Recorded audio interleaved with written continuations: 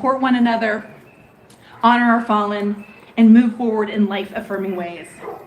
And because of the courage of the brigade, especially 117 Infantry Battalion, Wear Blue remains a safe place to run, honor, and belong around the world.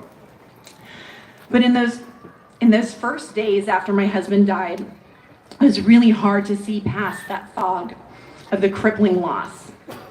And 15 years later, that world is less hazy, but John's absence is more real than ever. And those children who were then babies are now young adults. And as a family, we need to know, we need to see, just like today, that John's sacrifice was on behalf of a grateful nation.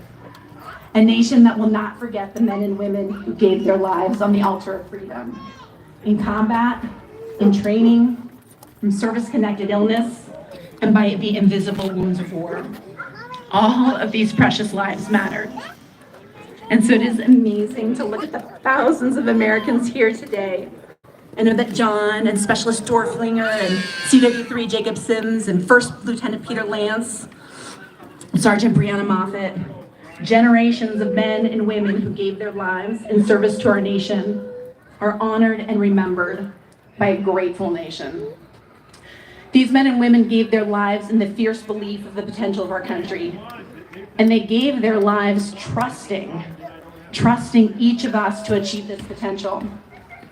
And their families who carry the weight of this sacrifice trust each of us to ensure that their loved ones are not forgotten, that they never remember alone. So this hallowed day becomes a baptism of country. As we speak the names of our nation's fallen military, we renew our vows to build a nation worthy of that sacrifice. It is now my honor to introduce Major General Matthew McFarland, the Deputy Commanding General of First Corps. As a general officer, Major General McFarland served as the Deputy Commanding General of the 82nd Airborne Division, the Commanding General of the 4th Infantry Division, the Deputy Commanding General for the U.S. Army Pacific, and most recently as the Commanding General of Combined Joint Task Force Operation Inherent Resolve in Iraq.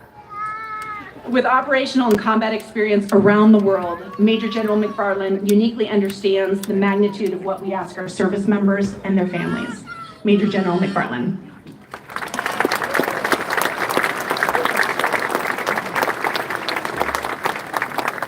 Well, good morning, everybody. To our service members and especially to our Gold Star families here today. Honored to be standing here on this stage and to partake in this event with you. Memorial Day is full of a lot of ceremonies and speeches, but the essential part of Memorial Day is that we all take time to remember, to reflect, and to recommit ourselves to the purpose of what we do to serve our great nation and remembering those that we lost. And I take time to remember the families that sacrificed so much to allow us to continue to live the way we do in this great nation of ours.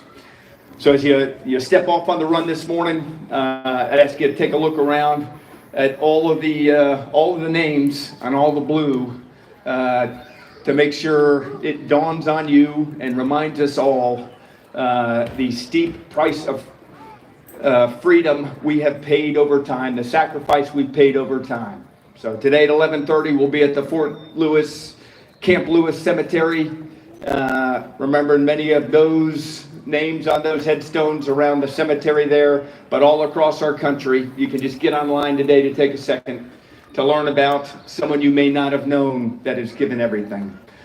In the meantime, I'm honored to step off with you to run this morning. To Lisa and all the organizations that make today happen, thanks so much. It's incredibly important for all of us to continue to remember. Thank you.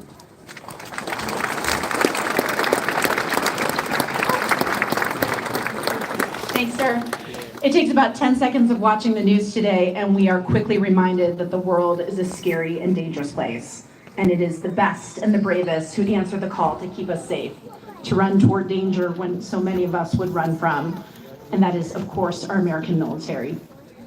And I know that today is a Memorial Day, and it's about honoring our fallen, but I just want to pause and remind our service members and our veterans that we really are a grateful nation, And we are so proud and humbled that you are willing to run toward danger when many of us would run from.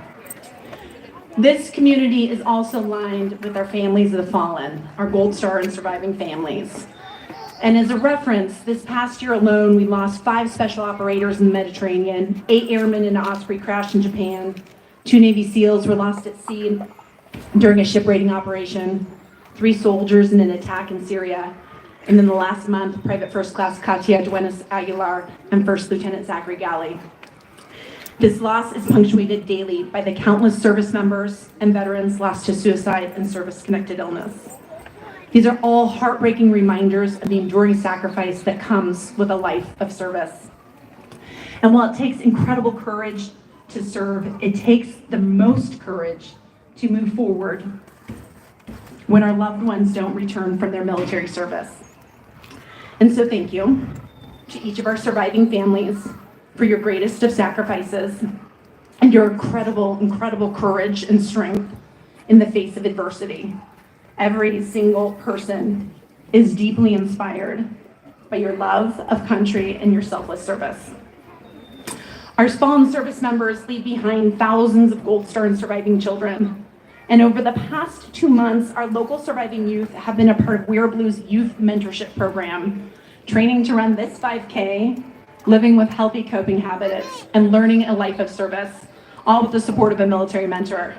And so I just want to start. Our mentors, can you raise your hand? They're over here hiding behind the scenes like quiet service continues. But I know those days our service members work, and then Saturday mornings they're here first thing, all day, all in. And so thank you so much to our mentors. Please know that you're having a profound impact on our military kids and adults.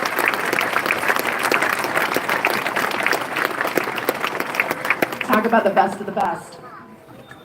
But to our youth, and they're also hiding in the corners as like my children's nightmare, a lot of people looking at them.